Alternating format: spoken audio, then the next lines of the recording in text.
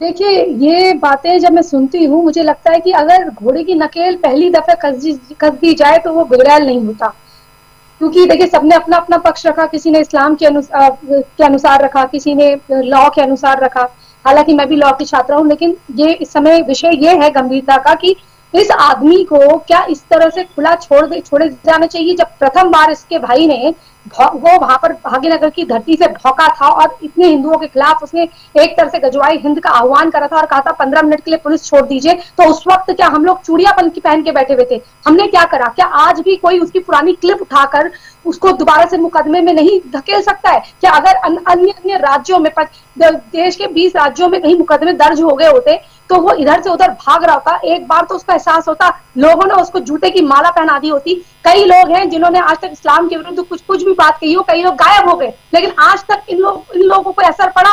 ये बोल रहे हैं, बोलते जा रहे हैं, इनकी कोई सीमा नहीं है, इनको कोई रोकने वाला नहीं है, इनको कोई टोकने वाला नहीं है, इनके मुंह में बस बटन लगा हुआ है, कुछ भी बोल देते हैं, कभी भी बोल देते हैं। चाहे हुमायूं हो, हुमायूं से जिन्ना रहा हो, मतलब एक पूर्व काल से आज के काल तक इस आधुनिक युग तक ये कुछ ना कुछ बोलते हुए आए हैं, देश का विभाजन कर दिया टुकड़े टुकड़े में। आज जितने भी आप राष्ट्र जानते हैं, मुल्क जिन्हें बोला जाता है, वो हमारी ही राज्यों को छीना गया है, काटा गया है, और हम कटते मरते हुए आ रहे हैं। कभी हिंदू कुश के नाम से, कभी आज शहादरा के बारे में पता चला कि शहादरा में लोग जाते हैं सस्ते मटेरियल लेने के लिए, आज उसके बारे में पता चला। मैं तो दंग हूं। तो हमने कभी बारीकियों पे गौर ही नहीं करते ना। मैं तो हालांकि शहीद तो जानती हूँ, मैं ये भी जानती हूँ, ये हर चीज जानती हूँ, बट ये शहादरा, ये शब्द यहाँ से लिया गया है, यहाँ से इंस्पायर्ड है, ये दिमाग में ही नहीं था कभी। तो इतने ना जाने इस देश में क्या क्या खिचड़ियां पक रही हैं हमारे खिलाफ। जिस वक्त जो राम है, जिस वक्त जो राम नाम का या राहुल नाम का हिंदू शांति से सोता है, उस समय कोई रहीम या अब्दुल जो है षड्यंत्र या बॉम्ब की प्लानिंग कर रहा होता है।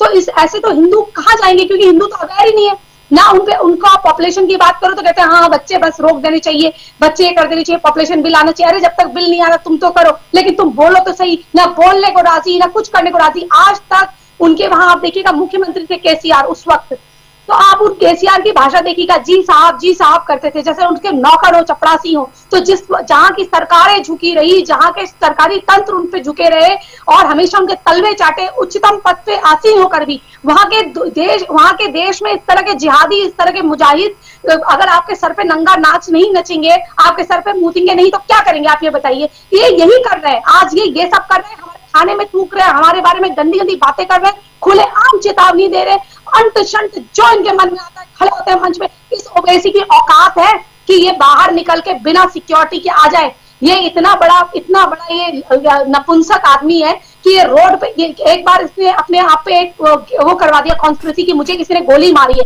किसी ने इसको गोली नहीं मारी थी, कुछ इसको करा नहीं था, लेकिन इसने नाटक करा, ड्रामा करा। इसकी जान कोई इतनी लोगों को वो नहीं थी, कीमती नहीं थी, लेकिन इसने अपने आप को ड्रामा रच के हिंदुओं पे षड्यंत्र का आरोप लगाया। ये इतना फट्टू इंसान है कि ये कभी खुले आम जा ही नहीं सकता, बिना सिक्योरिटी के जा ही नहीं सकता, इसकी औकात ही नहीं है। इसने एक पप्पू नाम के पहलवान की जमीन कब्जा करी इसके भाई ने, तो उसको गोली मारी। इसके लोग ही इसके खिलाफ हो गए कुछ क्योंकि इसने एक कमेटी भी बनाई है, आप पता करिएगा। चलिए कोई बात नहीं, हम अभी छोटी लड़ाई की तरफ नहीं, बड़ी लड़ाई की तरफ चलते हैं, और इसलिए हमें पता होना चाहिए कि ओवैसी की ये घोषणा ऐतिहासिक मानी जाएगी। अकेले इस घोषणा के लिए उसको शताब्दियों तक याद रखा जाएगा कि इसने कभी ऐसा कहा था, लेकिन उस हिंदू को पता ही नहीं कि उसके विरुद्ध क्या कहा है। हमारे